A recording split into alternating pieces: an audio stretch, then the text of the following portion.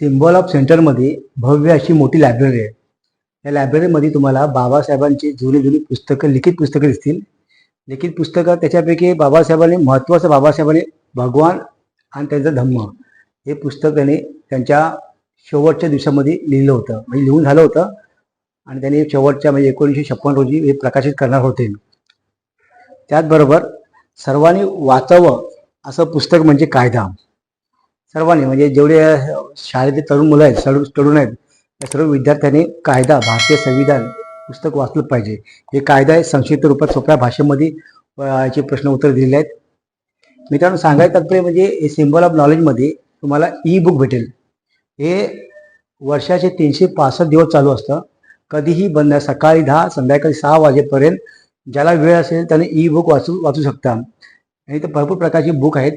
कोणतेही बुक तुम्ही बाबासाहेबांचे लिखित वाचायला मिळेल आणि ते सुद्धा फ्रीमध्ये. जय भीम.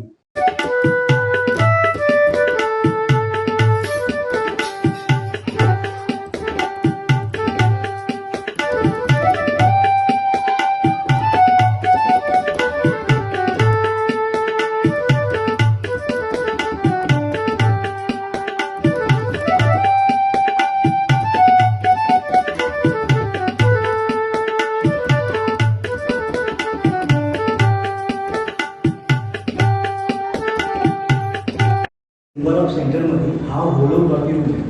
होलोग्राफी रूम म्हणजे चलचित्र, बाबासाहेबांचे चलचित्र दाखवलं होतं.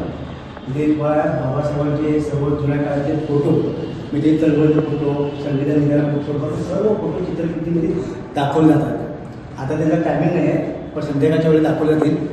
तर आम्ही इथं सिम्बॉल ऑफ सेंटरमध्ये फिरायला आलो आहे आणि माझ्या व्हिडिओमध्ये तुम्हाला बाबासाहेबांचे सर्व फोटो दिसतीलच. तसे इथे तुम्हाला त्यांचे रेडी रेकॉर्ड त्या काळात जुने खूप टमाटा ठेवलेले आहेत.